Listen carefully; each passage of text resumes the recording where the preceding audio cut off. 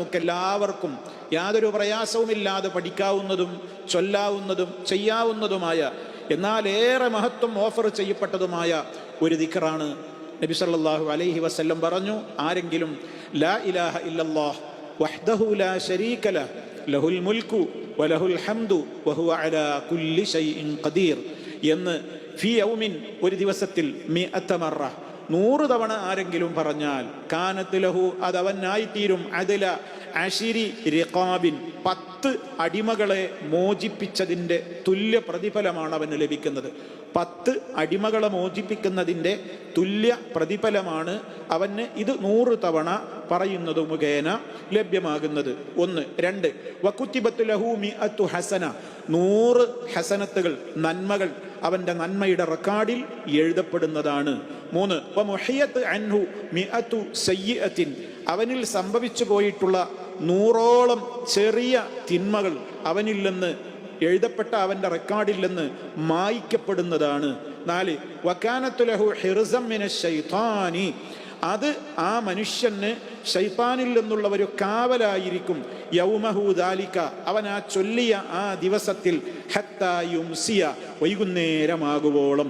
അപ്പം അതിൽ നിന്ന് മനസ്സിലായി ഇത് രാവിലെയാണ് ചൊല്ലേണ്ടത്. രാവിലെ ചൊല്ലാണ് ഏറ്റവും ഉത്തമം. ഇനി ചൊല്ലാൻ ഒരാൾക്ക് സമയം കിട്ടിയില്ലെങ്കിൽ പകലിൽ ഏതെങ്കിലും സമയത്ത് ചൊല്ലിയാലും മതി. എന്തായാലും ഒരു ദിവസം പകലിൽ അത് ചൊല്ലുമ്പോൾ വൈകുന്നേരമാകുവോളം പിശാച്ചിൻ്റെ കാവലും പിശാച്ചിൽ നിന്നുള്ള കാവലും അള്ളാഹുവിൻ്റെ ഭാഗത്ത് നിന്ന് നമുക്ക് ലഭ്യമാകും. എന്നിട്ട് പറയാണ്, വലം യഅതി അഹദുൻ ബിഅഫ്ളല മിമ്മാ ജാഅ ബിഹി, ഈ മനുഷ്യൻ കൊണ്ടുവന്നതിനേക്കാൾ ശ്രേഷ്ഠകരമായ ഒന്നും ഒരാളും കൊണ്ടുവന്നിട്ടില്ല. ഇല്ലാ അഹദുൻ അമില അക്സറ മിൻ ദാലിക, ഇതിനേക്കാൾ അധികമുള്ള സൽക്കർമ്മങ്ങൾ ചെയ്തയാൾ ഒഴികെ. അവർക്ക് കൂടുതൽ പുണ്യമുണ്ടാവും സൽക്കർമ്മങ്ങൾ വർദ്ധിപ്പിച്ച ആളുകൾ ഒഴികെ. അല്ലെങ്കിൽ ഈ ദിക്ർ തന്നെയും നമുക്ക് 100 എണ്ണം പ്രത്യേകം എണ്ണം പറഞ്ഞ് പിന്നെ എണ്ണമില്ലാത്തത്ര നമുക്ക് ധാരാളമായിട്ട് പറയാവുന്ന ദിക്റുകളുടെ കൂട്ടത്തിൽപ്പെട്ടതാണ് ഇതൊക്കെ. ഇങ്ങനെയൊക്കെ ചെയ്യുന്നത് കൊണ്ട് ഇപ്പം 4 പ്രതിഫലമാണ് ഇവിടെ പറഞ്ഞത്. 100 തവണ ഒരാൾ ചൊല്ലിയാൽ, അപ്പം അത് പകലും ചൊല്ലുക, രാത്രിയും ചൊല്ലുക. അങ്ങനെ രാത്രി ചൊല്ലിയാൽ നമുക്ക് നേരം പുലരുവോളം പിശാച്ചിൽ നിന്ന് ഉണ്ടാകാവുന്ന ഷെറുകളിൽ നിന്ന് കാവൽ ലഭിക്കാൻ പര്യാപ്തമാകും. 10 അടിമകളെ മോചിപ്പിക്കുക എന്നൊക്കെ പറയുമ്പോൾ സഹോദരന്മാരെ, അടിമമോചനം എന്നൊക്കെ പറയുന്നതിൻ്റെ മഹത്വം എത്രയാണ്. ഒരടിമയെ മോചിപ്പിക്കുക എന്നുള്ളത് വലിയ പുണ്യമുള്ള കാര്യമായിട്ടാണ് ഇസ്ലാം പഠിപ്പിച്ചിരുന്നിട്ടുള്ളത്. മഹാനായ നബി സല്ലല്ലാഹു അലൈഹി വസല്ലമിൻ്റെ കാലത്ത് ഒരടിമയെ മോചിപ്പിക്കുക എന്നൊക്കെ പറഞ്ഞാൽ അതിന് വലിയ വില നൽകേണ്ടിയിരുന്നു. ഇന്നത്തെ കാലഘട്ടത്തിൽ നമുക്ക് അടിമകളില്ല. ആ അടിമകളെ വലിയ വില കൊടുത്ത് മോചിപ്പിച്ചുകൊണ്ട് പുണ്യം നേടുന്ന ആ ഒരു സാഹചര്യം ഇന്ന് നമ്മുടെ മുമ്പിലില്ല. പക്ഷേ അത്രത്തോളം വലിയ ഒരു മഹത്വം ഇതിനുണ്ട് എന്ന് പറയുമ്പോൾ 10 അടിമകളെയൊക്കെ മോചിപ്പിക്കുന്നതിൻ്റെ മഹത്വം, ഒരു ദിവസം നമ്മളത് ചൊല്ലുമ്പോൾ 2 നേരമായി നമ്മൾ ചൊല്ലുമ്പോൾ 20 അടിമകളെ മോചിപ്പിക്കുന്ന പ്രതിഫലമായില്ലേ? ഒന്ന് ആലോചിച്ച് നോക്കൂ. ഇതിപ്പോൾ ചൊല്ലാൻ സാവകാശം ഒരു മാക്സിമം മനസ്സറിഞ്ഞുകൊണ്ട് ഇത് ചൊല്ലാൻ ഒരു 10 മിനിറ്റ് വരും.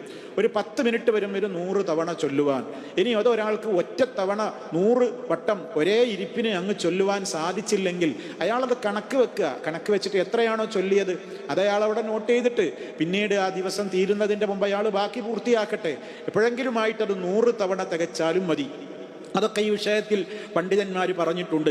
ഒരാൾക്ക് അങ്ങനെ ഒറ്റ ഇരിപ്പിന് തുടർച്ചയായി 100 ചൊല്ലാൻ സാധിച്ചില്ലെങ്കിലും അവൻ എന്ത് ചെയ്യാം? ഔ മുതഫരിഖത്തൻ ഫീ മജാലിസ, അവന് വ്യത്യസ്ത സ്ഥലങ്ങളിൽ വെച്ച് വേറെ വേറെ അവന് ഇതൊക്കെ കൂടി വ്യത്യസ്ത എണ്ണങ്ങളായി കൊണ്ട് നിർവഹിക്കാം. ഇനി ഔ ബഅദഹ അവ്വലൻ നഹാരി ബഅദഹ ആഖിറഹു, ഇനി രാവിലെ കുറച്ച് ചൊല്ലി, കുറച്ച് വൈകുന്നേരം കുറച്ചാണ് കഴിഞ്ഞിട്ട് പിന്നെ കുറച്ച് ചൊല്ലി, അതൊക്കെ ചൊല്ലാവുന്നതാണ്. ലാകിന്നൽ അഫ്ളൽ, എന്നാൽ ഏറ്റവും ശ്രേഷ്ഠം എന്തെന്നെയാണ്? അൻ യഅതിയ ബിഹാ മുതവാലിയത്തൻ, തുടർച്ചയായി തന്നെ ഫി അവ്വലിൻ നഹാരി, അത് തന്നെ പിന്നെ പകലിൻ്റെ പ്രാരംഭത്തിൽ തന്നെയാണ് ചൊല്ലുക. കാരണം ഏത് നന്മകൾക്കും നമ്മൾ മുന്നേറലാണ് വേണ്ടത്. പിന്നേക്ക് നീട്ടിവെച്ചാൽ ഒരു പക്ഷേ ശൈത്താൻ മറപ്പിച്ചേക്കും, നമ്മൾ ശുഗ്ല് തിരക്കിലായേക്കും, അല്ലെങ്കിൽ അലസത വന്നേക്കും. അതൊക്കെ വരാതിരിക്കാൻ ആദ്യ ചാൻസിൽ തന്നെ, അതാണല്ലോ സത്യവിശ്വാസികളെ സംബന്ധിച്ചിടത്തോളം അവരെപ്പോഴും സൽക്കർമ്മങ്ങളിലേക്ക് വസ്സാബിഖൂന സാബിഖൂൻ എന്നാണല്ലോ. അങ്ങനെ അതാണ് ഏറ്റവും ശ്രേഷ്ഠം. അപ്പോൾ അത് നമുക്ക് കിട്ടുന്ന പ്രഭാതത്തിൽ ആദ്യ സമയത്ത് തന്നെ ഒറ്റ ഇരിപ്പിന് തന്നെ അങ്ങ് തുടർച്ചയായി ചൊല്ലലാണ് ഏറ്റവും ശ്രേഷ്ഠം. ഇമാം നവവി റഹ്മത്തുള്ളാഹി അലൈഹി സഹീഹ് മുസ്ലിമിൻ്റെ ശറഹിൽ ഈ ഹദീസ് വിശദീകരിച്ചിടത്ത് ഇക്കാര്യം അദ്ദേഹം രേഖപ്പെടുത്തുന്നുമുണ്ട്. അതുകൊണ്ട് എല്ലാവരും മറക്കാതിരിക്കുക. പറയാതിരിക്കുക.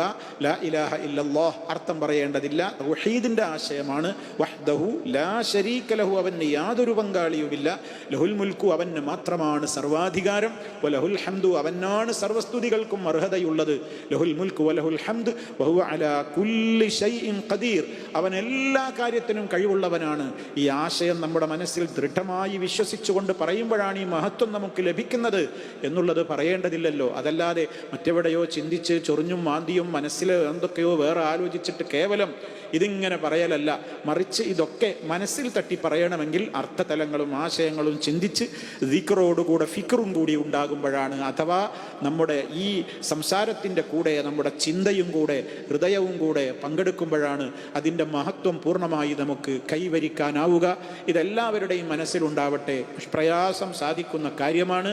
നമ്മളെല്ലാവരും ശ്രദ്ധിക്കുക.